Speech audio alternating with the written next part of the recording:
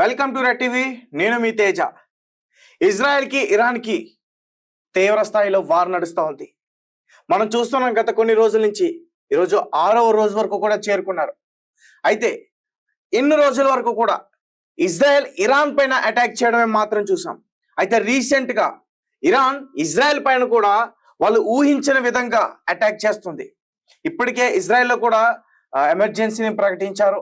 అక్కడ ప్రజలందరూ కూడా అప్రమత్తం కావాలని చెప్తున్నారు. ముఖ్యంగా మన భారతీయులను కూడా మీరు దేశం విడిచి వెళ్ళిపోతే మీకు బెటర్ అంటూ కూడా చెప్తున్నారు. చాలా చాలా దారుణమైన పరిస్థితులు అక్కడ ఉన్నాయంటూ కూడా ఇన్ని రోజుల నుంచి కూడా మనం వింటా ఉన్నాం. అండ్ ఇంకొక విషయం, మన తెలంగాణ రాష్ట్రానికి సంబంధించిన ఒక వ్యక్తి మరణించాడు. అలాగే ఉత్తరప్రదేశ్కి సంబంధించిన 2 వ్యక్తులు కూడా చనిపోయారు. మన ఇండియన్స్ 3 వ్యక్తులు ఇజ్రాయెల్లో చనిపోయారు.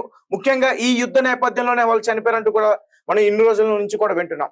అయితే అక్కడ ప్రజలు కూడా ఆ యుద్ధం, ఆ క్షిపణులు కావచ్చు, ఆ రాకెట్స్ కావచ్చు, ఆ బాంబులు కావచ్చు, అక్కడ వెంటనే ఎమర్జెన్సీని ప్రకటించడం, ఆ బంకర్లోకి వెళ్ళి దాక్కోవడం, ఇదంతా కూడా చూస్తున్నాం. కానీ ఇజ్రాయెల్ నుంచి మనతో పాటు మరిన్ని విషయాలు కూడా ప్రెసెంట్ అక్కడ సిచ్యువేషన్ ని పూర్తిగా మనకి వివరించడానికి, అసలు ఎలాంటి సిచ్యువేషన్స్ అక్కడ ఫేస్ చేస్తున్నారు అని చెప్పి మనతో పూర్తిగా మరింత ఎక్స్ప్లెయిన్ చేయడానికి ఇజ్రాయెల్ కి ఇరాన్ కున్న వార్ నేపథ్యం గురించి మన ఈస్ట్ గోదావరి అబ్బాయి, సెకినేటిపల్లి వాస్తవులు, రామేశ్వరం విలేజ్ సంబంధించిన రాజు ప్రెసెంట్ ఇజ్రాయెల్ నుంచి మనతో జూమ్ కాల్ లో ఉన్నారు. ఒకసారి అతనితో పూర్తిగా అక్కడ ఉన్న విషయాలన్నీ కూడా తెలుసుకునే ప్రయత్నం చేద్దాం. రాజు నమస్తే. నమస్తే. సో నువ్వు ఇజ్రాయెల్లో ఉన్నావు. ఈ రోజు ఇంతకు ముందు నాతో మాట్లాడుతున్నప్పుడు కూడా నువ్వు కొన్ని విషయాలు చెప్పావు. బ్రదర్, నాకు ఖాళీ లేదు, ఇక్కడ ఎమర్జెన్సీ ప్రకటించారు, మేము కిందకి వెళ్ళాలి అంటూ కూడా. ఏంటి అసలు సిచ్యువేషన్ ఇప్పుడు ప్రెసెంట్ అక్కడ ఎలా ఉంది? సో ప్రజెంట్ అయితే కనుక ఇరాన్ కి ఇజ్రాయెల్ కి బేకర్ పోర్ అయితే జరుగుతుంది. సో ఇరాన్ ప్రతీకార చర్యగా ఇరాన్ ప్రయత్నిస్తుంది. సో ఇరాన్ లో బందీలుగా, ఇరాన్ లో అణచివేయబడుతున్నటువంటి స్త్రీలందరి కోసం అండ్ ఇరాన్ ఇజ్రాయెల్ మీద ప్రయోగించడానికి ఏదైతే న్యూక్లియర్ వెపన్స్ రెడీ చేస్తుందో వాటిలన్నింటినీ కూడా ధ్వంసం చేయడానికి ఇజ్రాయెల్ తీవ్రంగా ప్రయత్నిస్తుంది. ఆల్రెడీ న్యూక్లియర్ స్థావరాలకు సంబంధించినటువంటి తెహరాన్ లో ఉన్నటువంటి ప్రదేశాలన్నింటిని కూడా బ్లాస్ట్ చేయడం జరిగింది. అండ్ ఎవరైతే ఈ న్యూక్లియర్ వెపన్స్ ని తయారు చేస్తున్నారో ఎవరైతే శాస్త్రవేత్తలు ఉన్నారో వాళ్ళందరినీ కూడా లేపేయడం జరిగింది. వాళ్ళందరినీ కూడా వాళ్ళ ఫ్యామిలీ మెంబర్స్ ని, వాళ్ళ స్థావరాల్ని కొన్ని బాంబ్స్ వాళ్ళ స్థావరాలన్నింటినీ ధ్వంసం చేయడం జరిగింది. ఎక్కడైతే వాళ్ళు నివసిస్తున్నారో డైరెక్ట్ గా వాళ్ళు ఉన్నటువంటి అపార్ట్మెంట్స్ లోనే, ఎక్కడైతే వాళ్ళు నివసిస్తున్నటువంటి ప్రదేశాల్లోని వాళ్ళని మొసాద్ చంపడం జరిగింది వాళ్ళందరినీ కూడా. సో దీనికి గూఢచార సంస్థ వాళ్ళని చంపేసింది, రైట్? సో దీనికి ప్రతీకారంగా ఆ రోజు నుంచి ఎప్పుడైతే ఇజ్రాయెల్ చేసినటువంటి ఈ ఎయిర్ స్ట్రైక్స్ ఏవైతే ఉన్నాయో, ఎయిర్ స్ట్రైక్స్ అనంతరం ఇజ్రాయెల్ మీదకి ఇరాన్ రాకెట్స్ వేయడం మొదలెట్టింది. ఆ రోజు గురువారం మార్నింగ్ 2 గంటల నుంచి మొదలైంది వార్ అయితే గనక. అప్పటి నుంచి బలిస్టిక్ రాకెట్స్ తోటి ఇజ్రాయెల్ లో ఉన్నటువంటి అన్ని ప్రదేశాలని, ఇజ్రాయెల్ లో ఉన్నటువంటి ప్రతి ప్రదేశాన్ని టార్గెట్ చేసి ఇజ్రాయెల్ మీదకి బలిస్టిక్ రాకెట్స్ ని వేయడం జరుగుతుంది ఇరాన్ అయితే. సో దీని కారణం చేత కొంతవరకు ఇజ్రాయెల్లో ఆస్తి నష్టం జరిగింది, కొంతవరకు ప్రాణ నష్టం కూడా జరిగింది. దీనికి రివెంజ్ గా, దీనికి ప్రతీకారంగా ఇజ్రాయెల్ మొదలు పెట్టినటువంటి వైమానిక దాడిలో ఇరాన్ లోని అన్ని రకాల మౌలిక సదుపాయాలు అండ్ ఇరాన్ కి సంబంధించినటువంటి ఆర్మీ చీఫ్స్ గాని, ఆర్మీ హెడ్స్ గాని అందరినీ కూడా లేపేస్తుంది. ఒక పక్క నుంచి వైమానిక దళం ఒక పక్క నుంచి యుద్ధం చేస్తుంటే, మరొక పక్క నుంచి మొసాద్, ఇజ్రాయెల్ కి సంబంధించినటువంటి గూఢచారి వ్యవస్థ, బెస్ట్ గూఢచారి వ్యవస్థ అని చెప్పొచ్చు ప్రపంచంలోనే. ఇజ్రాయెల్ ఉన్నటువంటి గూఢచారి వ్యవస్థ బెస్ట్ అని చెప్పొచ్చు. సో ఈ గూఢచారి వ్యవస్థ కూడా ఒక పక్క నుంచి ఇరాన్ లో ఉన్నటువంటి అన్ని రకాల మౌలిక సదుపాయాలు, ఏటీఎంస్ గాని, రేడర్స్ ని గాని అన్నిటిని కూడా హ్యాక్ చేసేయడం. అవును, అక్కడ ఉన్నటువంటి మౌలిక సదుపాయాలన్నింటినీ కూడా నిర్వీర్యం చేసేస్తున్నారు, అంటే పనికి రాకుండా చేయడం జరుగుతుంది ఒక పక్క నుంచి. ఈ వార్ జరుగుతున్న సిచ్యువేషన్స్ లో ఎవరైతే ఇరాన్ ప్రయోగించినటువంటి బలిస్టిక్ రాకెట్స్, వాళ్ళు ప్రయోగించేది ఇజ్రాయెల్ లో ఉన్నటువంటి ఆర్మీ బేసెస్ మీద కాదు, లేకపోతే ఇరాన్ లో ఉన్నటువంటి ఏదైనా పెద్ద పెద్ద బిల్డింగ్స్ మీద కాదు. వీళ్ళు ప్రయోగించేది అంతా కూడా సివిలియన్స్ మీద. ఎవరైతే ఇజ్రాయెల్ లో అటాక్ చేస్తున్నారు, ఇజ్రాయెల్ లో ఉన్నటువంటి యూదులు గాని, ఇజ్రాయెల్ ఉన్నటువంటి సామాన్య ప్రజల మీద. సో సామాన్య ప్రజల మీద ఈ బలిస్టిక్ రాకెట్స్ ప్రయోగించడం జరుగుతుంది. సో దీని వల్ల చాలా మందికి ఇంజురీస్ జరిగాయి, చాలా మంది చనిపోవడం జరిగింది. ఇందులో మన ఇండియన్స్ కూడా ఉండడం చాలా బాధాకరం అసలు.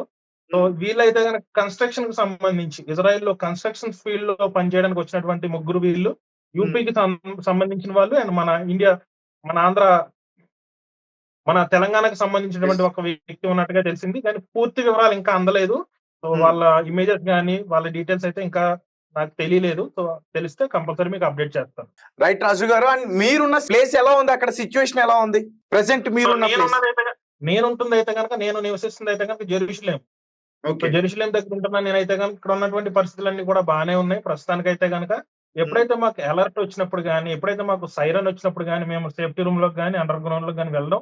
So particular time 10 to 15 minutes వరకు మేము అక్కడ ఉండాల్సి ఉంటుంది. లేకపోతే ఈ రూమ్ లో నేను ఉన్నది ఇప్పుడు ప్రజెంట్ సేఫ్టీ రూమ్ లో.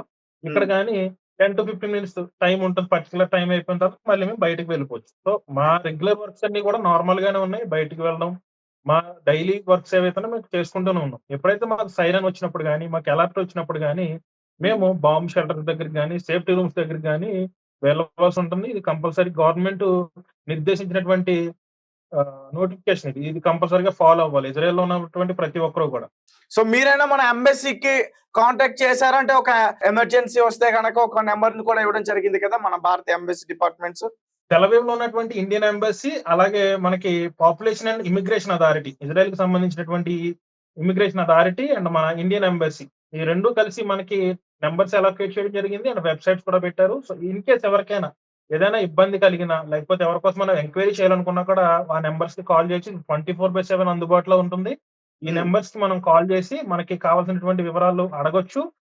ఏవైనా వివరాల కోసం వాళ్ళకి సంప్రదిస్తే వాళ్ళు కంపల్సరీగా మనకి అన్ని డీటెయిల్స్ అందించడం జరుగుతుంది. అండ్ ఇంకొకటి ముఖ్యంగా అణు ఆయుధాల పైన దాడి చేసే అవకాశం ఉంటుంది. అండ్ ఇజ్రాయెల్ పైన కూడా ఇంకా చాలా ఘోరంగా దాడి చేసే ప్రయత్నం ఉంటుందంటూ కూడా మేము న్యూసెస్ వింటా ఉన్నాం. అక్కడికి సంబంధించిన కొన్ని ఇంటర్నేషనల్ ఛానల్స్ కావచ్చు, అన్ని కూడా విజువల్స్ ని బయటికి మాకు చూపిస్తుంటే నిజానికి 3వ ప్రపంచ యుద్ధం వచ్చేస్తుందేమో అన్నంత భయంగా ఉంది. ఆ విజువల్స్ అన్ని కూడా మేము చూస్తున్నాం. ఆ బిల్డింగ్స్ పైన పడటం, అవన్నీ కూడా కుప్పకూలిపోవటం, ప్రజలు చనిపోవటం, ఇప్పటికే మృతుల సంఖ్య చాలా వరకు కూడా పెరిగిందని రోజు రోజుకి మా చెవున పడుతుంటే ఇది ఖచ్చితంగా 3వ ప్రపంచ యుద్ధానికి దారి తీస్తున్నట్టుగా ఉంది. సో అలాంటి సిచ్యువేషన్ అక్కడ ఏమన్నా ఉందా, కనిపిస్తుందా? కానీ నువ్వు కూర్చుని మాట్లాడుతున్న పొజిషన్ చూస్తుంటే ఇజ్రాయెల్ లో నువ్వు చాలా హ్యాపీగా ఉన్నట్టయితే మాత్రం నాకు కనిపిస్తుంది. సో ఒకటి, 3వ ప్రపంచ యుద్ధం మొదలవ్వాలంటే ఇజ్రాయెల్ డౌన్ అవ్వాలి, ఇజ్రాయెల్ పట్టు కోల్పోవాలి. ఇజ్రాయెల్ పట్టు కోల్పోతేనే కదా మిగతా దేశాలు ఇజ్రాయెల్ మీదకి అటాక్ చేయడం అనేది జరుగుతుంది.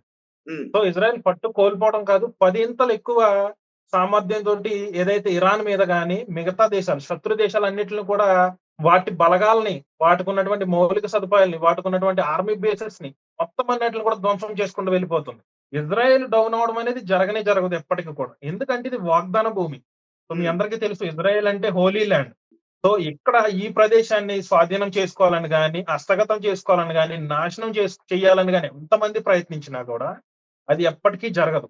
సో ఇజ్రాయెల్ ని ఓడించడం అనేది జరగదు, ఇజ్రాయెల్ ని హస్తగతం చేసుకోవడం అనేది అంతకన్నా జరగని పని. సో ఇజ్రాయెల్ డౌన్ అవడం అనేది జరగదు. సో ఇది అయితేనే కదా మిగతా దేశాలు కూడా అన్ని ఏకమయ్యి 3వ ప్రపంచ యుద్ధానికి దారి తీసే అవకాశం ఉంటుంది. సో ఇజ్రాయెల్ మొత్తం టార్గెట్ అంతా కూడా ఇరాన్ తయారు చేసినటువంటి అణు ఆయుధాల మీద పెట్టింది. సో ఇజ్రాయెల్ లో ఉన్న ప్రతి ఒక్కరు కూడా, ఇజ్రాయెల్ లోనే కాదు ఇరాన్ లో ఉన్న వాళ్ళు కూడా ఇజ్రాయెల్ కి సపోర్ట్ చేస్తున్నారు. ఎందుకంటే అక్కడ అణచివేయబడుతున్న వాళ్ళు ఎవరైతే ఉన్నారో వాళ్ళందరూ కూడా ఇప్పుడు బయటకు వచ్చి సోషల్ మీడియా త్రూ ఇజ్రాయెల్ కి సపోర్ట్ చేస్తున్నారు. ఏదైతే మీరు చేస్తున్నారో, మా కోసం మీరు చేస్తున్నటువంటి యుద్ధం ఏదైతే ఉంది ఇది గెలవాలి, ఈ విజయం మీరే సాధించాలని చెప్పేసి వాళ్ళందరూ కూడా సపోర్ట్ చేస్తున్నారు. ఒకసారి మీరున్న ఆ ప్లేస్, ఆ ప్రాంతం ఒకసారి నాకు చూపించే ప్రయత్నం చేయగలరా రాజు గారు? బయట ప్రజెంట్ సిచ్యువేషన్ మీకు వీలైతే మాకు చూపించడానికి ట్రై చేయండి. సో మీరు నేను ఉంటున్నటువంటి సేఫ్టీ రూమ్ ఇది. ఓకే, మీకంటూ ఇచ్చిన సేఫ్టీ రూమ్ ఇజ్రాయెల్ లో. ఓకే, సో ఇజ్రాయెల్ లో ప్రతి ఇంట్లో కూడా సేఫ్టీ రూమ్ అనేది ఉంటుంది కంపల్సరీగా. సేఫ్టీ రూమ్ లేకుండా ఇల్లు ఉండడం అనేది కాదు. సో నేను బయట కూడా చూపిస్తాను మీకు. ఓకే, సో సేఫ్టీ రూమ్ లో వాటర్ కానీ, ఒక వారం 10 రోజులకు సరిపడా ఫుడ్ కానీ, ఇవన్నీ కూడా ఓకే. రైట్, యాక్చువల్ గా ఇప్పుడు చూపించిన సేఫ్టీ రూమ్ ఇది, మీరుంటున్న రూమ్ ఇది, యాక్చువల్ రూమ్ ఇది మీది. ఓకే, మన స్క్రీన్ పైన చూడొచ్చు రాజు గారు మొత్తం కూడా అక్కడి నుంచి ప్రెసెంట్ ఇజ్రాయెల్ లో సిచ్యువేషన్ ఎలా ఉన్నదని మనకి పూర్తిగా చూపిస్తా ఉన్నారు. అండ్ అక్కడ చూస్తుంటే చాలా ప్రశాంతంగా ఉన్నట్టయితే మాత్రం నాకు కనిపిస్తుంది. ఈ దాడులన్నీ కూడా మాక్సిమం అర్ధరాత్రి పూట జరిగే అవకాశం కూడా కనిపిస్తోంది. అలాగే తెల్లవారుజామున కూడా దాడులు చేసుకునే అవకాశం ఎక్కువగా కనిపిస్తుంది. అక్కడ చూడొచ్చు కార్లు అయితే కనిపిస్తున్నాయి, కానీ అక్కడ ప్రజలు అయితే మాత్రం ఎవరు కూడా లేరు. అటువైపుగా ఎవరు కూడా వెళ్ళట్లేదు. అందరూ కూడా వాళ్ళ ఇళ్లలోనే వాళ్ళకి సంబంధించిన సేఫ్టీ రూమ్స్ లోనే ఉన్నారు. అవునా రాజు గారు? ఇదంతా కూడా బయట ఉన్నటువంటి విజువల్స్. ఇది మా ఇంటి నుంచి బయట ఉన్నటువంటి విజువల్స్ ఇవన్నీ కూడా. అండ్ ఇటువైపు కూడా చూపిస్తాను మీకు.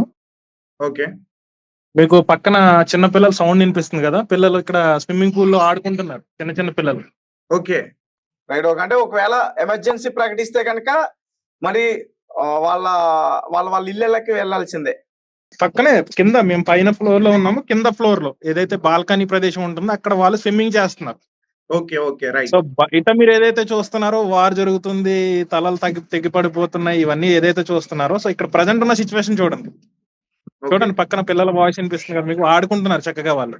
అవునవును. సో ఇది ఇక్కడ ఉన్నటువంటి పరిస్థితి. సో దీన్ని బట్టి అర్థం చేసుకోవచ్చు, అంటే 3వ ప్రపంచం యుద్ధం రావడం అనేది అసాధ్యం అనేది అర్థం చేసుకోవచ్చా? కంపల్సరీ. Okay, right. సో మీరుంటున్న ఏరియా మాత్రం సేఫ్ అని అయితే మాత్రం చెప్పొచ్చు. Yes yes. అండ్ మీతో పాటు ఎవరైనా ఉంటున్నారా? కేవలం మీరు ఒక్కరు మాత్రమే ఉంటున్నారా? సో నేను ఇక్కడ అయితే కనుక నేను ఒక ఎంప్లాయీకి వర్క్ చేస్తున్నాను. అంటే ఒక ఓల్డ్ ఏజ్ పర్సన్ ని చూసుకోవాలి, నేను అతన్ని కేర్ చేస్తూ ఉండాలన్నమాట. సో అతన్ని చూసుకోవడం నా వర్క్.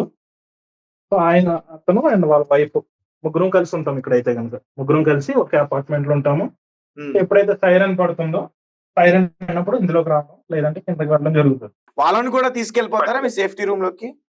కంపల్సరీ వాళ్ళు తీసుకురావాలి, అది నా రెస్పాన్సిబిలిటీ. బంకర్స్ గురించి అన్న చెప్తారా? అసలు బంకర్స్ ఏంటి? బంకర్స్ అనేవి అండర్ గ్రౌండ్, అంటే ప్రతి అపార్ట్మెంట్ కి అండర్ గ్రౌండ్స్ ఉంటాయి. మీరున్న అపార్ట్మెంట్ ఉందండి? ప్రతి అపార్ట్మెంట్ ఉండాలి. సో కంపల్సరీగా అండర్ గ్రౌండ్స్ అనేవి ఉండాలి. ఎక్కడ ఉంటుంది, ఎలా ఉంటుంది అనేది అది సీక్రెట్ అన్నమాట. అది ఓన్లీ ఇక్కడ ఉన్న వాళ్ళకి మాత్రమే తెలుస్తుంది. అది ఎలా వెళ్ళాలి, ఎలా రావాలి, అది ఎక్కడ లొకేట్ అయి ఉంటుంది అన్నది ఇక్కడ ఉన్న వాళ్ళకి మాత్రమే తెలుస్తుంది. అది ఇజ్రాయెల్ వల్ల ఇరాన్ కి ఇబ్బంది, కానీ ఇరాన్ వల్ల ఇజ్రాయెల్ కి అయితే ఎటువంటి ఇబ్బంది అయితే లేదనేది మాత్రం క్లియర్ అర్థం చేసుకోవచ్చు. సో ఇజ్రాయెల్ మీద విజయం సాధించడం అనేది కానీ, ఇజ్రాయెల్ ని నాశనం చేయడం అనేది కానీ, ఇజ్రాయెల్ ని సొంతం చేసుకోవడం అనేది ఇరాన్ కి ఒక కలగానే మిగిలిపోతుంది. అది ఎప్పటికీ జరగదు. సో వాళ్ళు ఓడిపోవడమే కాకుండా వాళ్ళని అసలు మళ్ళీ జీవితంలో ఎప్పుడు, వాళ్ళ లైఫ్ లో ఎప్పుడు కూడా ఈ న్యూక్లియర్ వెపన్స్ ని తయారు చేయకుండా చేయడానికి ఇజ్రాయెల్ ప్రయత్నిస్తుంది ఇప్పుడైతే కనుక. సో మీకేమన్నా అక్కడ మీరున్న ప్రాంతంలో కానీ బహుశా మీకు అక్కడ బాంబ్స్ అట్లాంటివి పడి ఉండకపోవచ్చు, శబ్దాలు ఏమన్నా బలమైన శబ్దాలు, కొంచెం భయంకరంగా ఉండే శబ్దాలు, అసలు ఏం జరుగుతున్నాయని శబ్దాలు అన్న వినిపించాయా?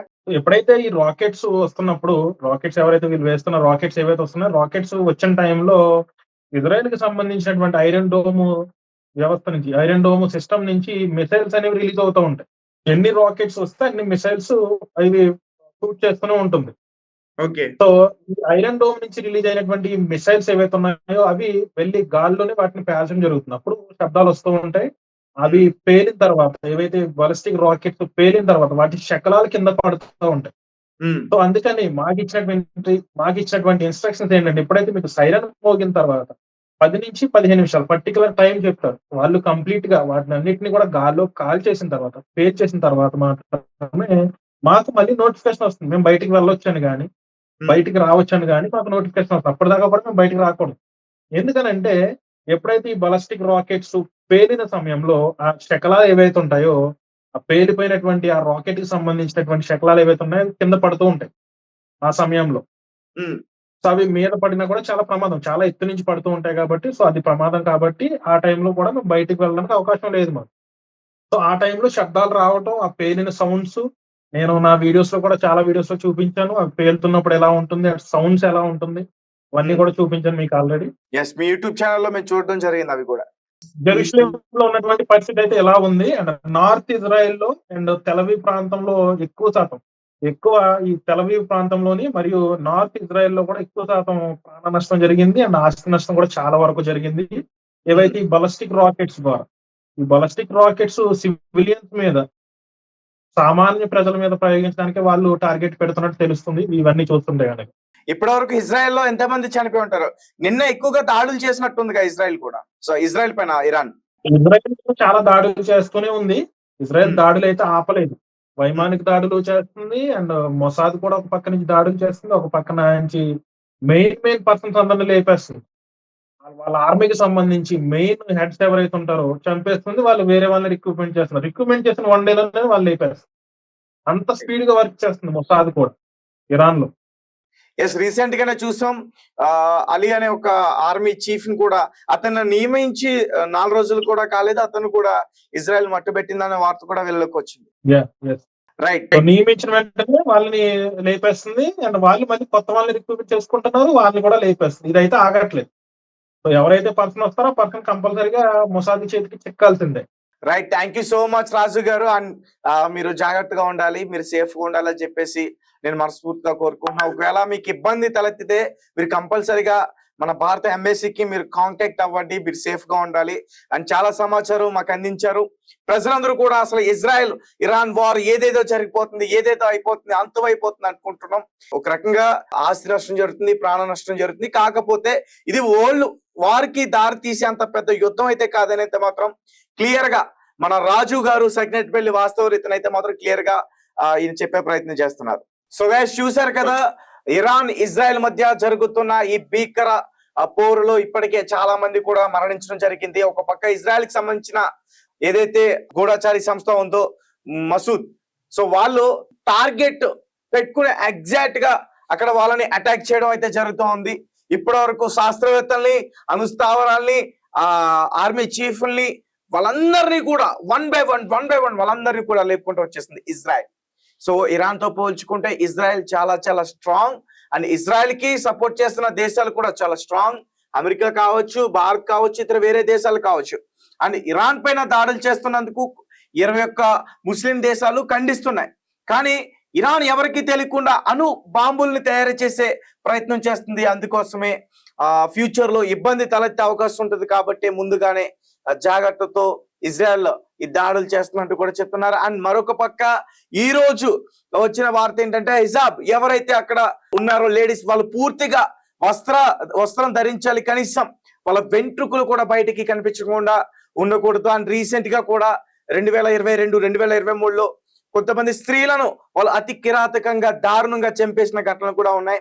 ఈరోజు ఆ ప్రజలందరూ కూడా అక్కడ ఏదైతే నియమించారో అలాంటి దాన్ని వాళ్ళందరూ కూడా వ్యతిరేకిస్తూ రోడ్లపైకి ఎక్కి నిరసన కూడా తెలియజేస్తా ఉన్నారు.